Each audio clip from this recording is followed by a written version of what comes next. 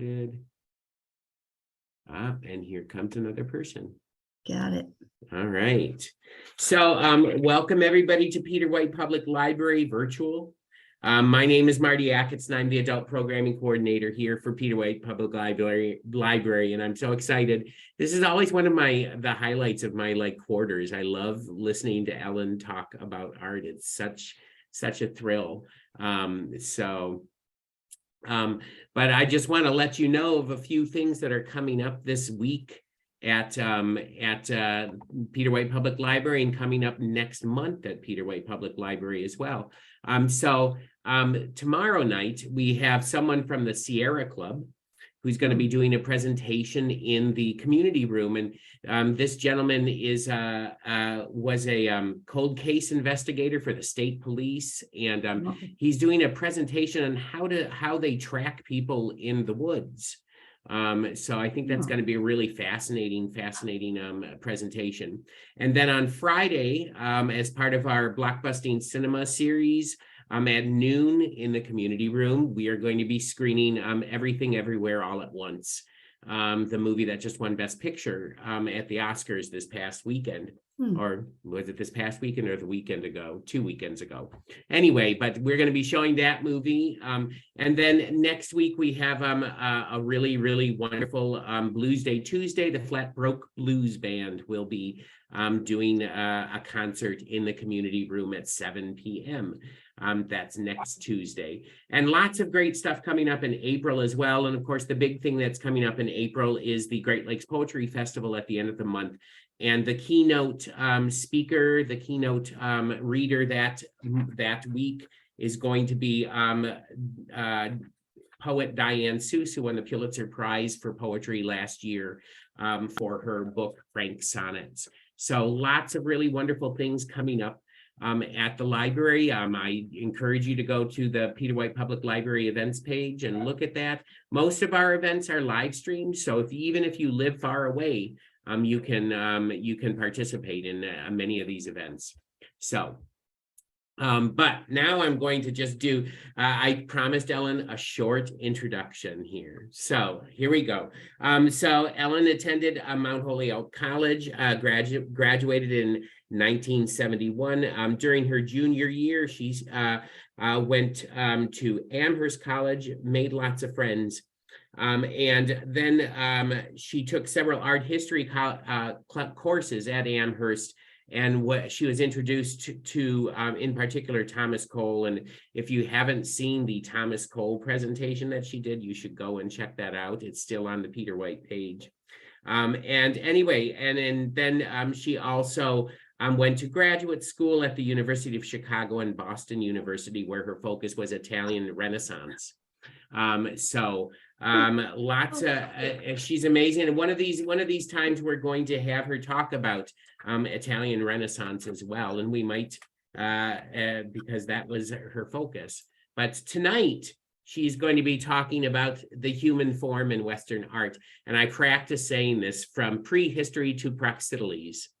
So I'm going to turn things over to Ellen now, and welcome everybody to Artists and Their Art. Well, it's a pleasure to be here. Thank you very much, Marty. I almost had a dead battery. My computer said your battery is almost dead. So that's why I exited just 2 moments ago. In any event, the title for this talk of mine, actually, I credit to Marty. I was going to be talking about the nude in Western art, and he said, what about the human form? And I have to say that opened up, as one says, some doors. So I'm beginning with one of those open doors that I would not have begun with otherwise. This is an extraordinary figure. Read the date. It was created in about, far as we know, 40,000 BC. It was discovered in 1939 in Germany, as you can see. And we don't know what it represents. It could be a sorcerer. It could be a magician wearing an animal's head. It also could not simply, but be a composite animal that were very popular amongst these pre-Paleolithic people. What is particularly, I think, fascinating about this work, and again, you can read the caption, it was fashioned from woolly mammoth ivory, which means that the mammoth had to be killed, the ivory had to be extracted, and according to my information, the fashioning of this work, and of course it's in a ruinous state now, but the fashioning of this work would have taken, hold on to your hats, 400 hours of intense labor to create the kind of form that originally it was. I think the head is extraordinarily expressive. However, in Paleolithic times, the female figure was the most popular subject of the sculptor's art. Many of you probably are familiar with this little figure. She is all of, as you can see, 4 1/4 inches high. She was carved from limestone. She is not a Venus. That is just a term that was given to these early female figures, probably for lack of any other particular way of calling them. Certainly not a goddess, perhaps a fertility figure. And you notice back and front, the large buttocks, thighs, breasts, and the fact that her arms are folded over her breasts. You hardly notice them. And her hair is either hair or, more excitingly perhaps, a woven bonnet, which would mean that at the time she was created, as you can see the date, it's also very early, weaving had been invented. That's what I like to believe. But in any event, we just really don't know. One expert that I read, some time ago about her, put this story together. You notice her navel here. Yeah. And what this archaeologist said, potentially, was here's this, and I'll say it's a male person looking down on the ground, and there's this piece of limestone, and it's got this hole in it, and it's suggestive of a navel. And if you notice this figure, it actually is carved all around that indentation, and all the forms are rounded like the indentation, except that they are convex and not concave. I think it's a good theory. It's a good theory. And I thought you'd enjoy this photograph. You can say it's 4 1/4 inches high, and then you see it being held by a human hand, and you realize how very small and dear it is. And it could have been created for a pregnant woman, or a woman who wished to be pregnant, let's say, and held in her hand lovingly, such as you see here. These statues also were painted, at least in part, but of course, for the most part, that paint has come off. Now, a similar figure, and I apologize for these slides, but I wanted the comparison, so I had to take what I could find online. This woman with a bison horn from Lausel on the right, you notice, has been given forms very, very similar to the Venus of Willendorf. So this is normal, which is why I'm showing you this comparison for these very early prehistoric female figures. Let me show you a little better view of this figure. So large breasts, large stomach, large hips, legs, and here her hand is placed on her stomach. Why, we don't know. And why she's holding a bison horn, it's anybody's guess. Is it a sexual symbol? We have no idea. But what is interesting about these two figures as well is that the Venus of Willendorf is carved in the round. And if you're not familiar with that nomenclature, it means that, well, as you saw in this slide, she's a full three-dimensional object. Whereas this woman from La Selle is one of the earliest relief sculptures we have. And what that means is that the figure has been carved out of a background of stone, as you can see, and that background still remains. This is a very popular method of creating imagery. And as I say, this is just one of the earliest examples.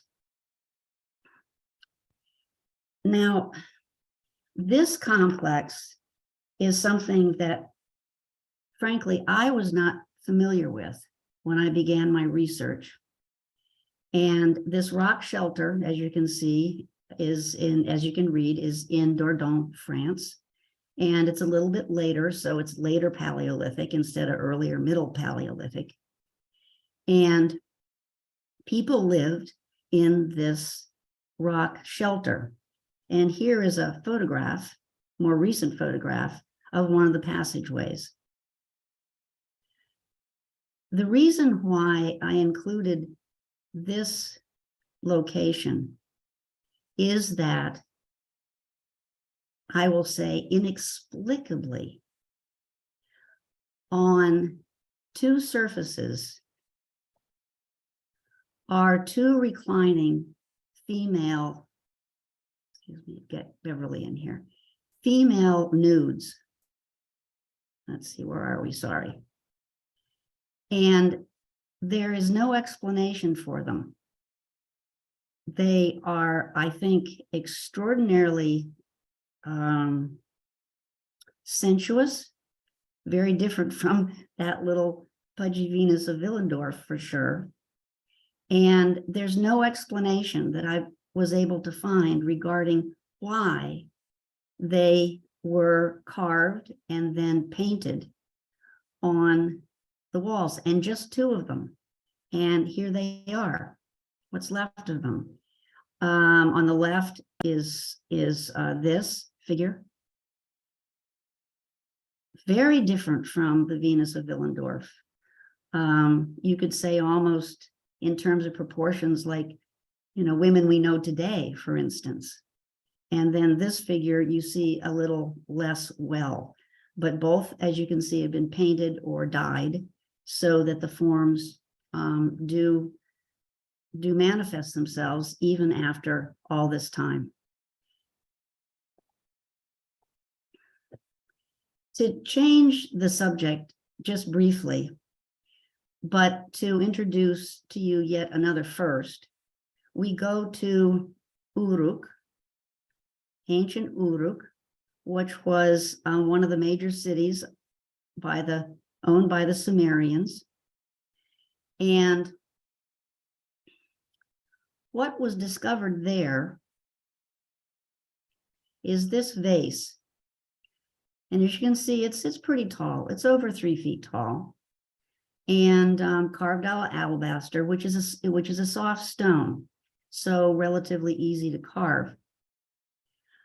Now, Inanna was the priestess of the people of Uruk, and she's at the very top. You cannot see her, but anyway, she's there. She's not naked. She's thoroughly clothed in quite a nice long garment. What I'm interested in introducing to you is what you see in this detail, and that is the narrative, which is the first we know of. It's not the first that existed, it's the first narrative we know of that's been so far discovered. And the narrative is taking offerings to Inanna. And the men, of course, are the focus right now of my interest, and I hope your interest. They are composite figures. as you can see in profile, and they're practically identical, marching around the vase, and below are goats and sheep, and then grain. These will become offerings for Inanna as well. But it is a let's call it a comprehensive narrative. It's a story that's being told on this vase. Now, getting back to the men, as you can see, they are naked, or are they nude, depending upon your how you see the naked body or the nude body. And if you know anything about Egyptian art, you know that Egyptian figures in profile look very much like this. Their proportions are different. They're not as stocky, but the relationship of the limbs to one another are extremely similar. And Mesopotamia, this is kind of off topic, but Mesopotamia had a very large influence on the Egyptian civilization, which developed later. Now we find ourselves in the sea, as you can observe, below Athens to the east. And these islands called the Cyclades are called the Cyclades because they revolve around not the largest island, but this island of Delos. So they go round and round and round and round. The island that we're interested in right now, though, is Cirrus. And on the island of Cirrus and on numerous of the other islands of the Cyclades were found statues like this. Again, we're back with the female figure. And as you can read, the figure on the left is near life size, not quite, but she's she's probably 3 to 4 inches high. I'm sorry, 3 to 4 feet high. And then on the right is a figure which is more often illustrated as an example of these statues from Cirrus. Notice that the geometry here is not rounded, as with our first two examples of female figures from prehistory, but geometric nevertheless, triangular and angular, even to the pubic area here, right? Head's obvious. Nose is also angular. It's just hard to see because we see the nose frontally, but it's like a little wedge. Emphasis on the breasts. And again, the arms are draped across the body, not across the breast, but across the body, out of the way as if they're unimportant, which apparently they are meant to be seen as unimportant. Now, I have a bar of all kinds of things I could punch down here in the way, but I think, can you see the feet of the figures? You can, Marty? Okay. This is one of the most remarkable aspects of these figures. And that is, if you notice, they point down. These figures were not created to stand. They were found, some of them, in graves.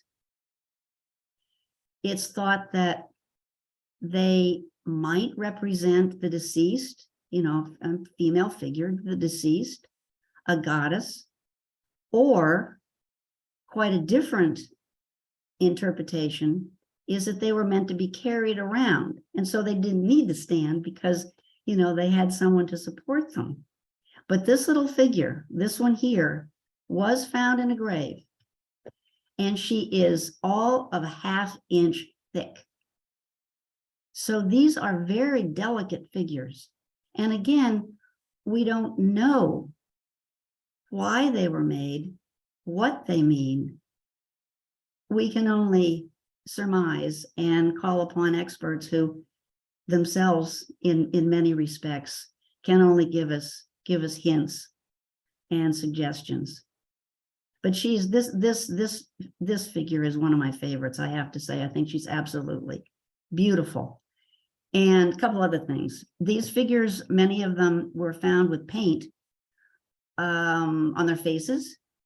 So eyes and mouths clearly indicated, necklaces, beads, and also, again, more or less off topic, but when these figures began to be discovered in the 19th century, guess who was influenced by them? Think about, if you can, early 20th century modern sculpture. They influenced Picasso, Henry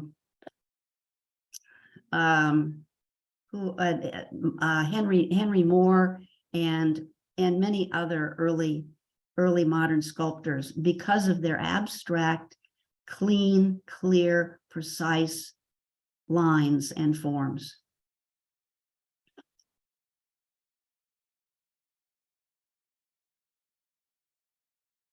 This is, as you can see, the Manteclos Apollo, and he is an example of what we call early geometric or early orientalizing art, as the figure dates, as you can see, from the early 600s, so early 7th century. And this is when Greece began to explore, you could say. Greeks began to explore through trade and colonization other portions of their Mediterranean world, big time.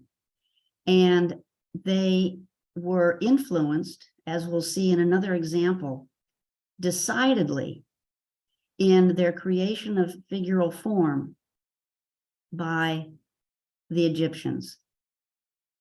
So this doesn't look very Egyptian, but the fact that it's made out of bronze and the fact that the anatomy of this figure, for instance, can you see this? Probably over here, the pectorals and then the abdominal muscles here are given emphasis, even though the figure is very abstract and not unlike the Cirrus figure in terms of its triangularity.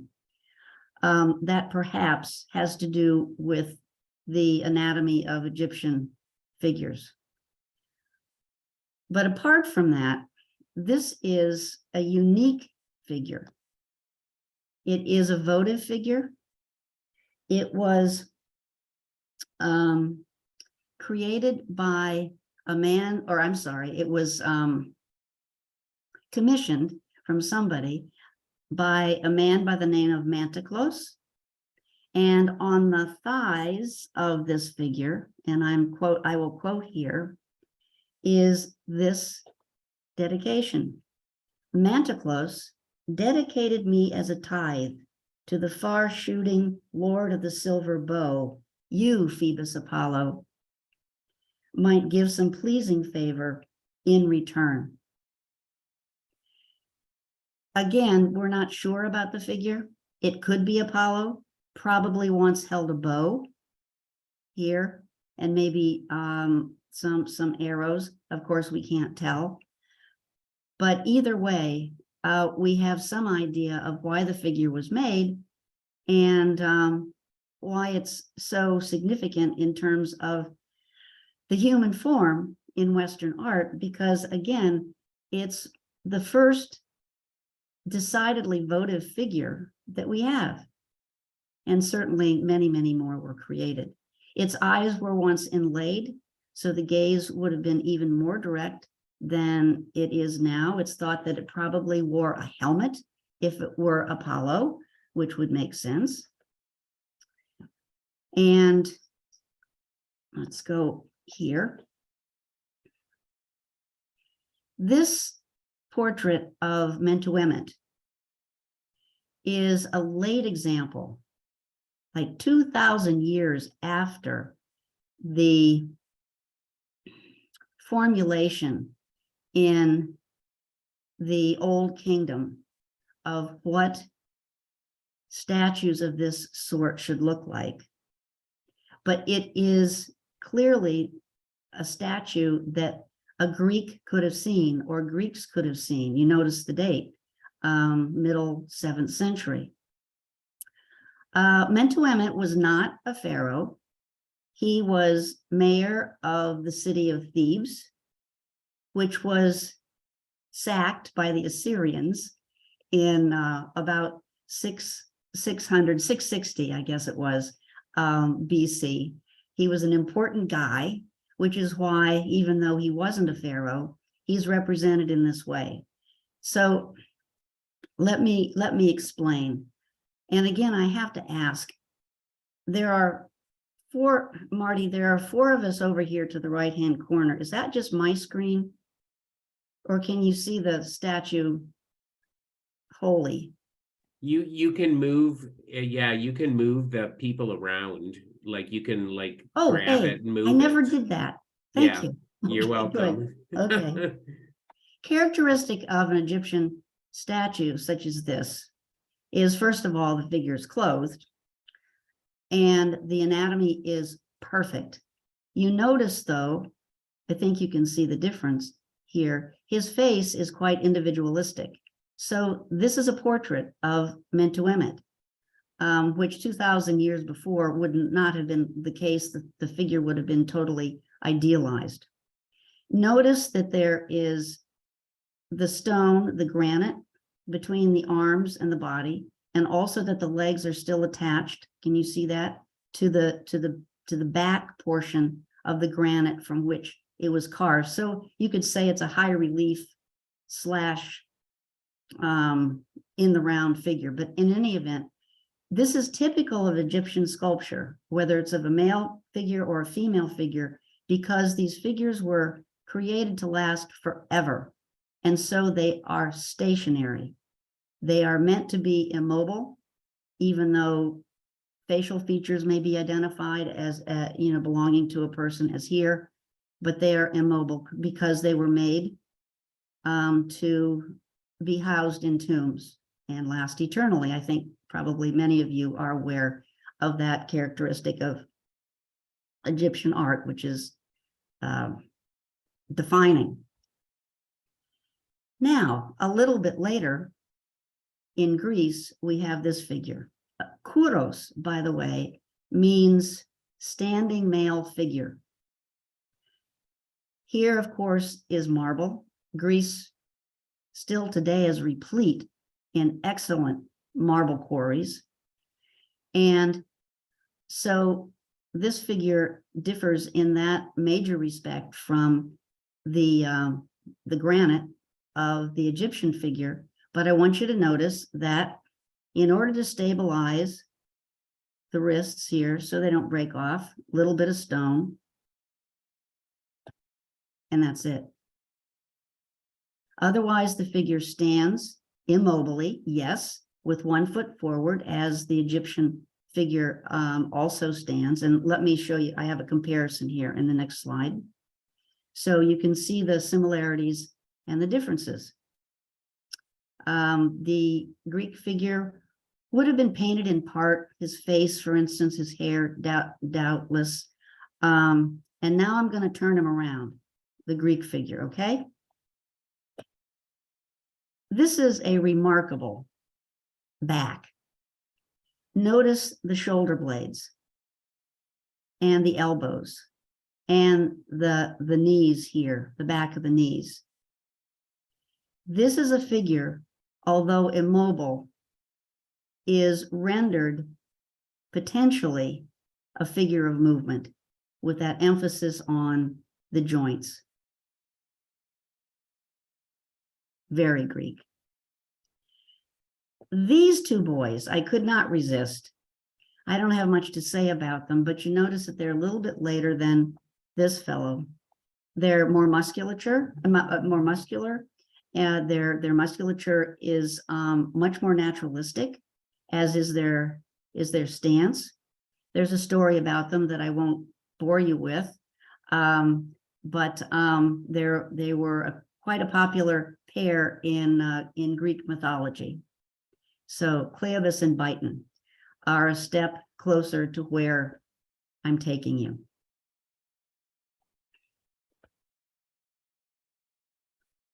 This figure, Crossus, was discovered standing over or maybe lying near, in any event, at a gravesite in Athens. And I want you to read, I will read it for you, but you can read it for yourselves. What was included, still extant, obviously, when this figure was discovered, is what I quote here. And you are being addressed as you stand there and look at this figure. Stay and mourn at the tomb of dead Crossus, whom raging Ares destroyed one day as he fought in the foremost ranks. We know this young man's name. However, this is not a portrait, but I think you can see clearly from the various details how portrait-like the figure appears, and also how much paint is still extant, which is important in terms of the expressiveness of the head and the face, as you can see. Notice that he stands like this fellow, much more developed, obviously, much more realistic and muscular, sorry. But it's the same Egyptian stance, basically, that has been, it has been made more realistic. Now,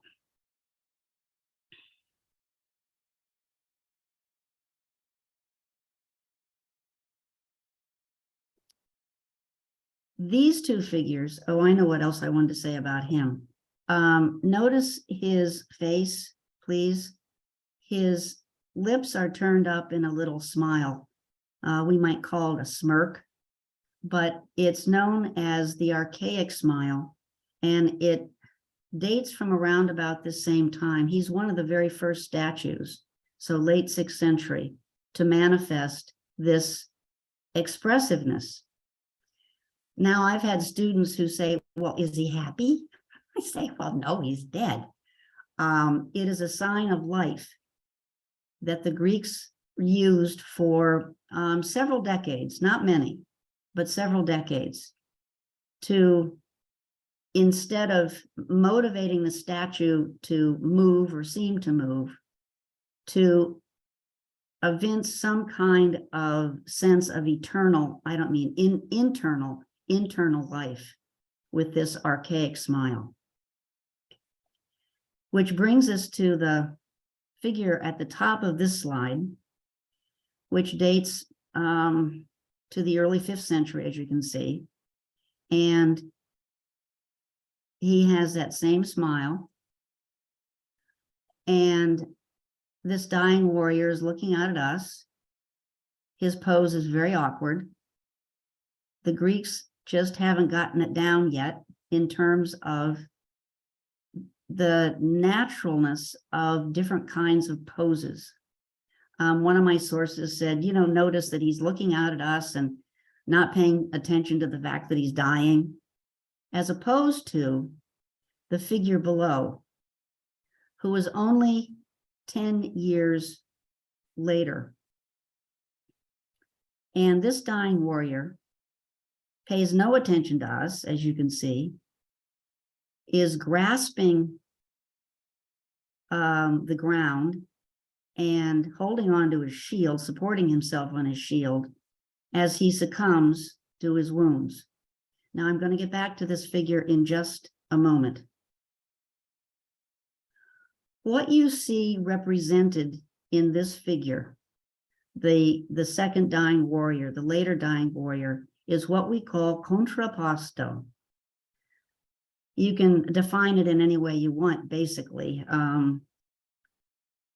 Asymmetry, counterbalance, but that's what we see here. in the way in which the figure's body turns frontally, and then his chest turns frontally, and his legs and hips are turned in the other direction, in asymmetrical composition, which looks very, very natural. And whomever carved this figure, we thought it was a fellow called Critias, but it's been proven that that's not the case, invented this stance, which is probably not the correct way of putting it, because this is the way we all stand. We don't stand like that Egyptian statue. We don't stand like Crossus, unless we're brought up to attention. One hip is higher than the other. There's a counterbalance diagonally across the form. And this is the very first statue which represents a figure standing in this Italian pose called Contrabasso. And as my survey text will tell you, this is one of the most important figures in the history of art because of that. The naturalism of the pose is extraordinary, and I think you all can see that. Apart from that, notice his face. 50 years after Crossus, there is no smile.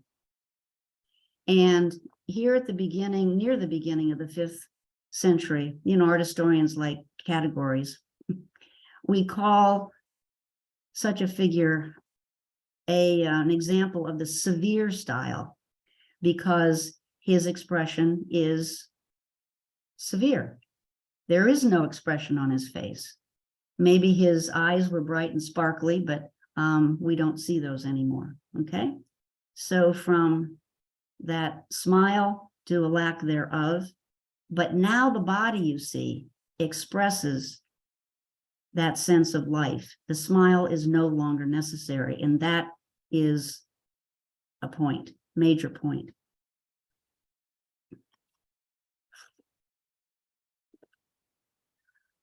Close in time, these two figures were created. And as you can see, as opposed to the Critias boy, who's barely 3 feet high, these are very tall figures. These are 2 bronzes of 3 that I'm going to show you that we are so fortunate to have, because, as you can read from the caption, they were found in a shipwreck in 1972 in the sea off Riace, Italy, which means the boot, the very end of the peninsula. Had they not been lost in the shipwreck, I'm sure they would have been lost in time. The figure about which most is said is the figure on the left, very well developed. Here, of course, in both figures, you have contrapposto being used, and the contrapposto, well, just stay with the figure on the left, he's warrior A, is much more definitive than that of the Critias boy. So we have someone who's been studying this stance, and he is using it as an expressive agent, I think, in the composition of this figure. Now, this figure also once held a shield, we think, and a knife, and the same probably with this figure, okay?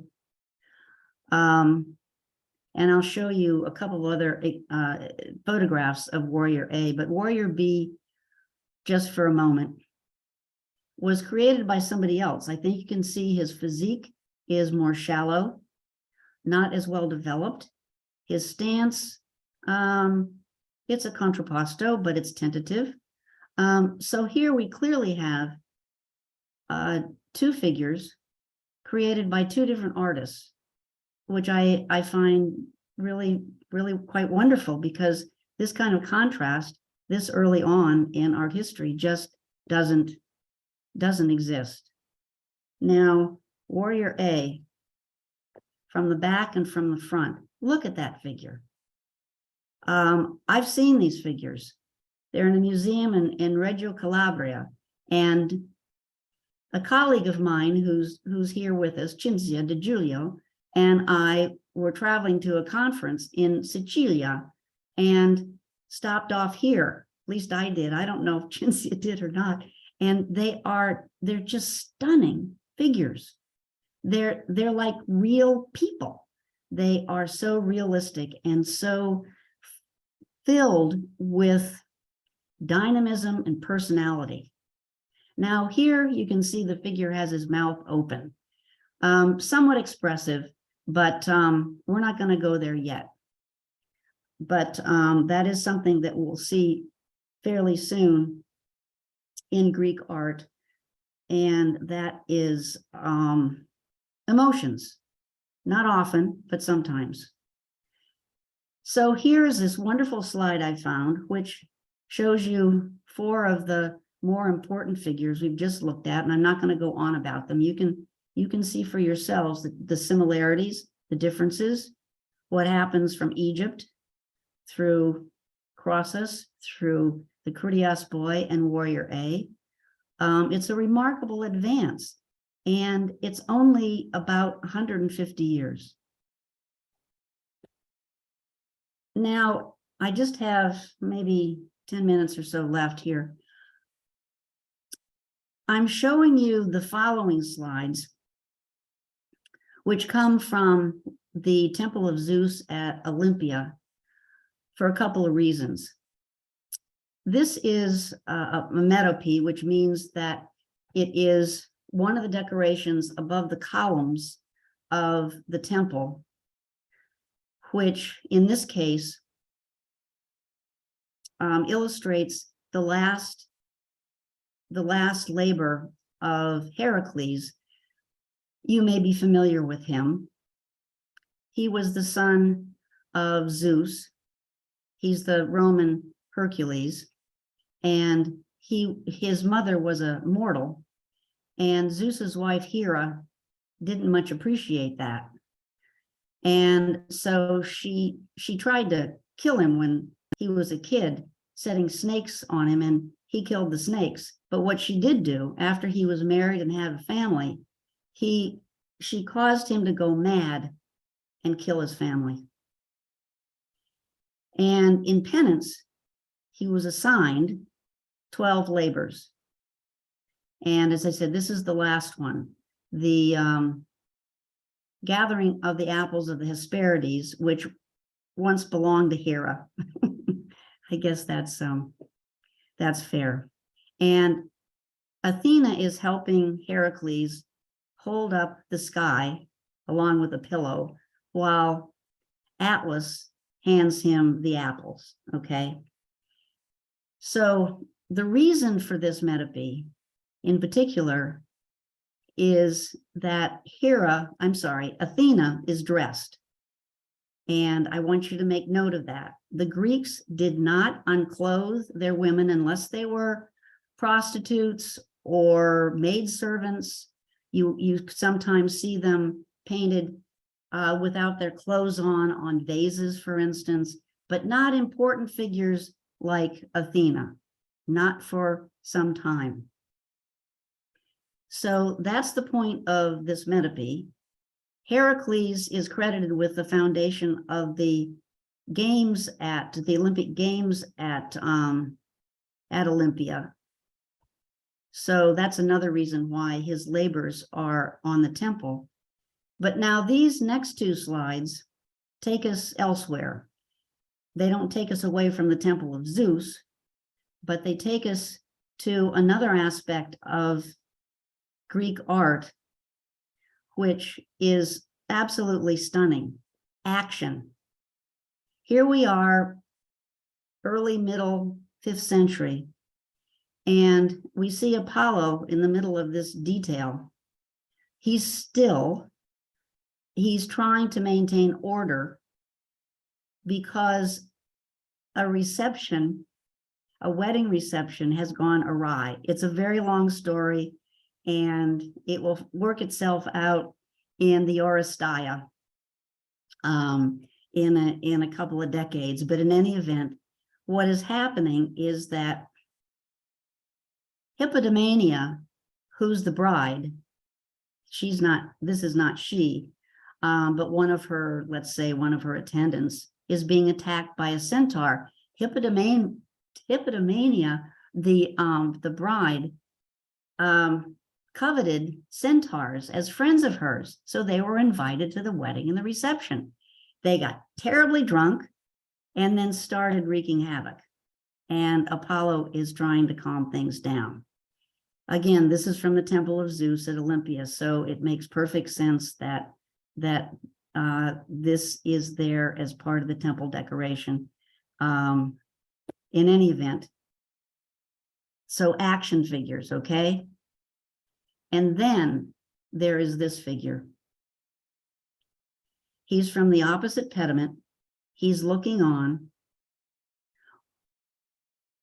After this wedding, there are multiple deaths. Just to put it briefly, no one knows but this seer. And he's looking on, as you can see, with absolute trepidation at what he knows, not what he sees in the pediment, but what he knows is coming. This is a figure the likes of which you will not see in Greek art until a later period called the Hellenistic period, some roughly 200 years after this figure was created. Not only is his expression readable and disturbing, but notice that his physique matches the fact that he's an old man. This also is untoward in Greek art at this time. This is a single figure of great importance. You could say like the Critias boy, only for different reasons.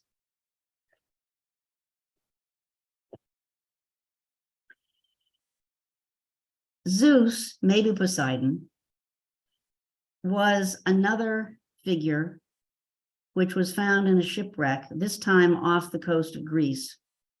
Also, as I'm trying to recall, in the 1970s. And as you can see from these various details, this is a powerful figure, well over, well, most people, life size, and stepping forward. And I want you to note the detail of the feet at the bottom of the slide here.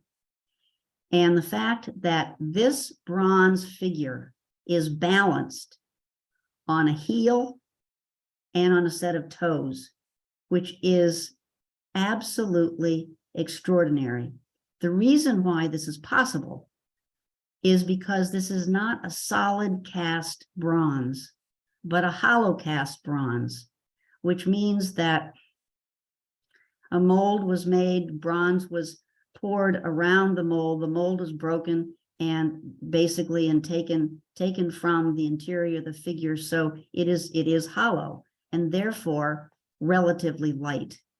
And you can imagine that double gesture of throwing either a trident, if it's Poseidon, or a thunderbolt, which is probably the case if it's Zeus, helps to balance the figure. But again, if it had not been lost in the shipwreck, we wouldn't have it for sure. And again, there's some expression on the face of this figure, but not one you can really read, I think. Severe style, maybe, but moving towards something else. And there's this famous figure by Myron. There are many copies of this figure. I'm sure you're all familiar with the discus thrower here. And the original was bronze. And as you can read, and there are, did I say this? There are many copies of this figure. It was so popular. And what Myron has done here is he's created a form. This is how I read it, not necessarily how my sources read it. A form here, which is descriptive of the throwing of the discus. If you've ever seen a discus thrown, my brother threw the discus. You know that you wind up, and here he is, and then should go the other way. You let the discus go. And so in this single figure, he has incorporated that movement, except that the movement has been arrested. It is an absolutely still figure in a contrapposto pose, but with that indication of the movement of the act of throwing the discus. Now, as involved as this figure is, as one of my sources said, look at his face. He could not be more calm. Extraordinary figure. Of course, we don't know how close these copies are to the original, but we hope that they do communicate something of the quality of the original, even though it's marble and not bronze in this case, and also in this case. Polyclitus created the perfect statue. And I got about 6 minutes left here. I'm going to share some descriptions with you that I'm going to read. I'll try to be as brief as possible. What Polyclitus accomplished initially was a treatise. And as far as we know, this is the first artistic treatise ever in the history of art, seeking to define what constituted the perfect statue. He called the treatise the canon. And Pythagoras of Samos, you're probably familiar with his name, who lived during the latter part of the 6th century, believed that underlying harmonic proportions, because this is what Polyclitus was after, underlying harmonic proportions could be found in all of nature, determining the form of the cosmos, as I'm quoting here, as well as things on earth. And this is key, that beauty resided in harmonious numerical ratios. And that's precisely what, in part, we see here. Now, the canon, the treatise, long lost. But in the 2nd century AD, Galen wrote this, and then I'll stop. Beauty arises from the commensurability or symmetria. Symmetria, like symmetry, of the parts, such as that of finger to finger, and of all the fingers to the palm and the wrist, and of these to the forearm, and of the forearm to the upper arm, and in fact of everything to everything else, just as it is written in the canon of Polyclitus. Polyclitus supported his treatise by making a statue according to the tenets of his treatise, and called the statue, like the work, the canon. And just one more. Alone of men, Polyclitus is deemed to have rendered art itself in a work of art. That's a famous quote from Pliny the Elder. In any event, what you see here, and the original, of course, was a bronze figure. It's a relationship of, again, as in the Critias boy, only it's more complicated, of diagonal relationships across the body, and then parallel relationships here, here, crooked arm, held a spear, bent knee. And the fact that the figure looks like it's moving is not, in fact, what we are supposed to understand. There's potential movement here, but the figure is perfectly still. Now, what you see, these additions, of course, these are Roman additions, because it's marble and not bronze. Okay. And I thought this was of interest because it shows you that one of the innovations of Polyclitus was to determine how tall a figure, a perfect figure, should be based on the number of heads it measures. And this figure is 8 heads high. It's a famous measurement. He may or may not have created this work, as you can see from the caption, and I don't want to stay with him. I just have a couple of minutes here, but it's an absolutely handsome, graceful figure. The Dionysus is an athlete, like the spear bearer, the Doryphorus, the cannon, and he's finished his labors as an athlete, and he's in the process of either tying or untying the fillet around his head. As this was originally a bronze, it would have been also bronze and reached out to his hands. But you can see the relationship, I think, in terms of the proportions, the Contrabasso, the turn of the head to Polyclitus's cannon, which argues for this figure perhaps having been created initially by Polyclitus. Okay.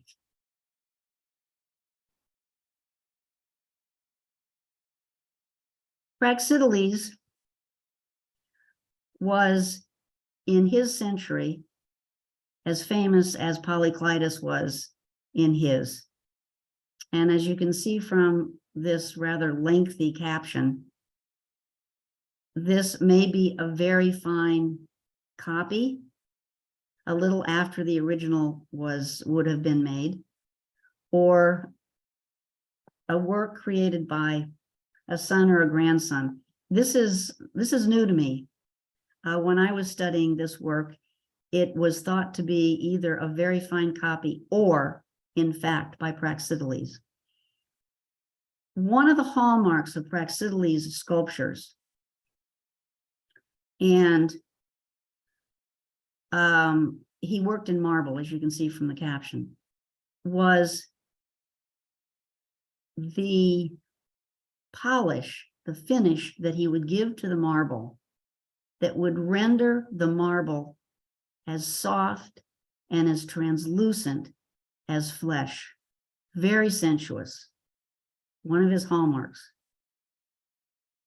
Another hallmark of his is the grace that you see in this figure. Yes, it's a contrapposto. It's very understated, but look at the way in which the body curves here in such a graceful, may I say, sensuous way. This is Dionysus, the baby god of wine, and this figure of Hermes had initially some grapes in his hand, upraised hand, to tempt the child, to tease him. And that's another aspect of this composition, which renders it quite different from what we've been looking at. And that is the human element here. Yes, these are both gods, but it's a man and a baby, and they are, they're playing with one another, basically. One last. The Aphrodite of Knidos is the first female figure in Greek art of consequence. As I said, maidservants and so forth were at times rendered naked, nude, but this was one of Praxiteles' great accomplishments. And as you can see, again, it's a Roman copy. Now, Aphrodite, of course, is the goddess of love. And the way she is shown here is that she's about to be stepping into her bath. One of her epithets has to do with the fact that she was goddess of the sea, one of her qualities. And so she's about to step into her bath. She took off her robe and draped it over this water jug called a hydria, in case, somebody comes by and she's got to get up and, get out of the bath and get dressed. So that's the narrative that is built into this work. And you want to notice how athletic she is, how really muscular she is. Her proportions are not unlike Praxiteles' male figures. Now, this figure was made for a people by the name of Crossus. I'm going to go over 2 minutes here. Crossus, and they were dumbfounded. They'd ordered a figure of Aphrodite from Praxiteles, and he shows up with a naked Aphrodite, and they rejected it. And so he sold it to the people of Knidos, and they put the figure in this really quite gorgeous setting in a round temple. And you see it's called Aphrodite Eupolia, Aphrodite of the fair voyage, after her capacity as a sea goddess. And so she would have stood here.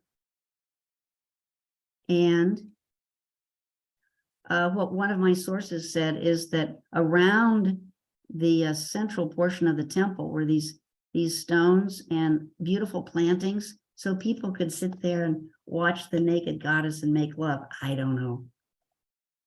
Last slide.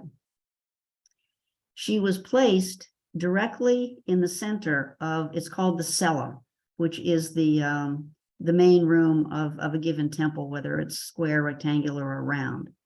And as you can see here, I think, the temple was open 360 degrees, so people could see her from every vantage point.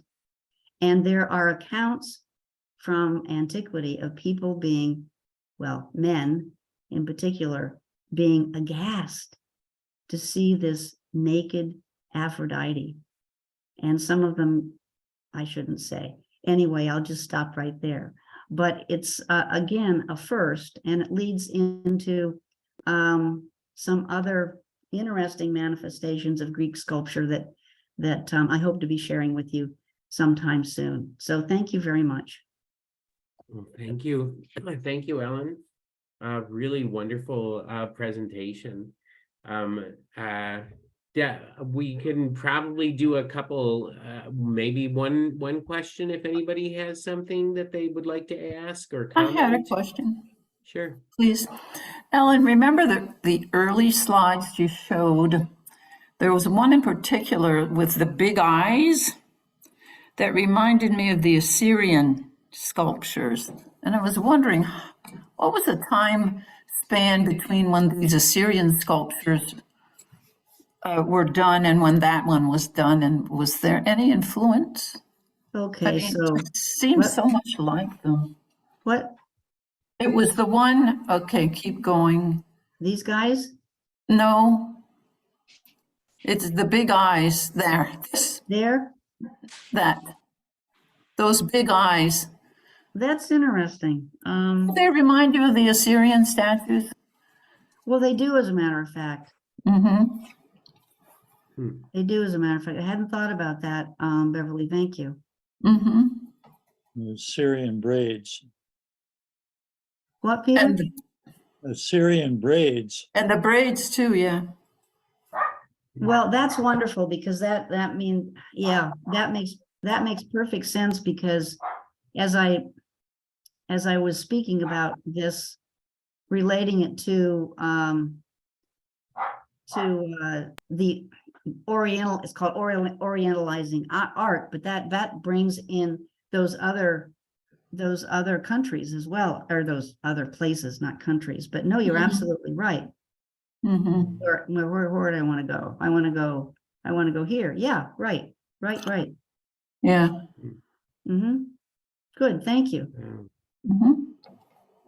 Is there any significance to which foot is forward? I'm sorry, I don't.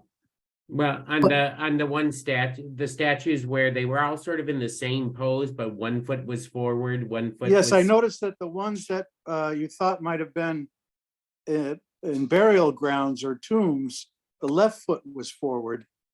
And then the ones that depicted more live, the right foot was forward. I didn't know if there was some significance to that. Oh, do you mean these larger sculptures? Yeah, see how the left foot is forward? Oh, that's an Egyptian. I didn't know, does that mean you're stance. entering, heaven or hell, and the right foot forward means you're still alive and kicking? I never thought about that. Now, hold on.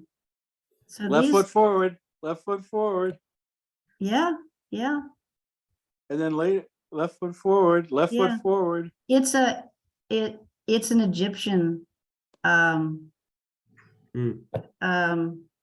tradition, I guess you could say. You can go all the way back to 2500 and some of the, the Old Kingdom sculptures, and this is what they look like. And do we know what all this writing is here at the base of this statue, what all that says? Well, Beverly, if I could read Egyptian, I could tell you. No, I'm just saying, well, there are people who know though, huh? Well, from what I understand, some of it would identify the figure Mm-hmm.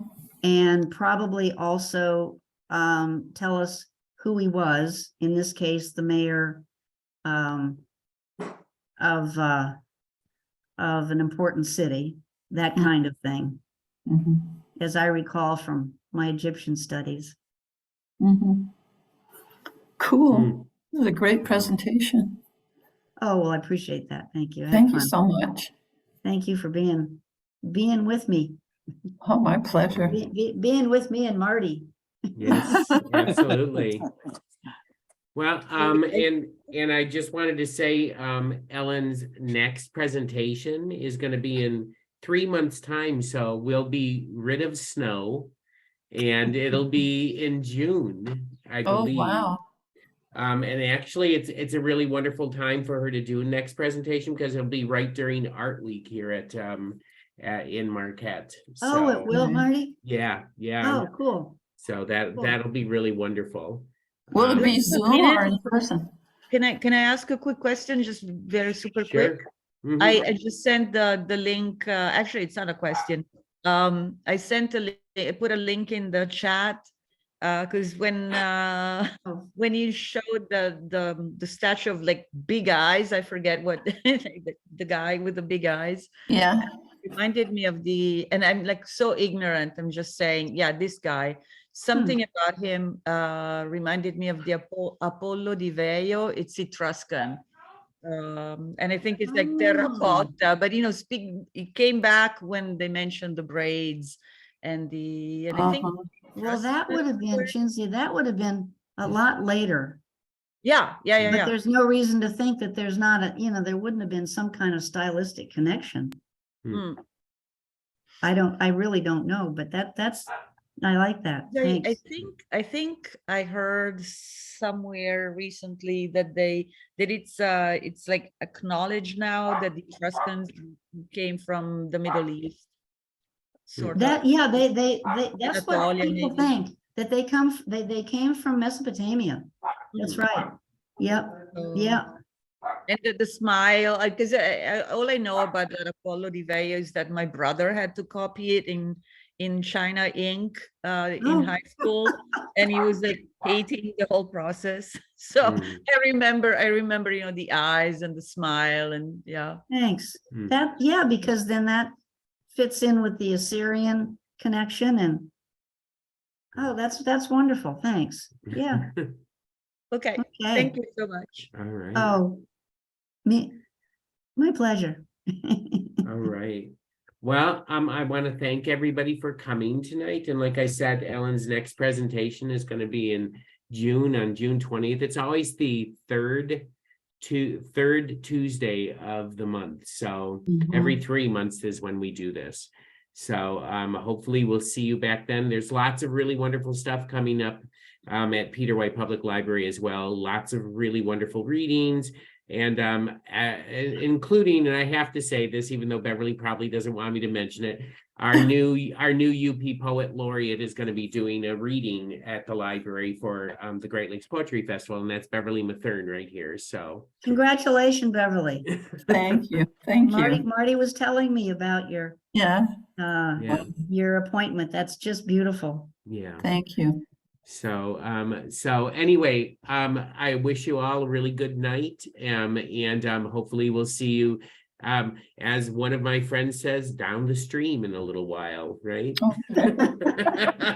But afloat, please. That's right. That's right. We'll see you all later. Thank you. Okay. Okay, good night. Yeah, night. soon. Soon.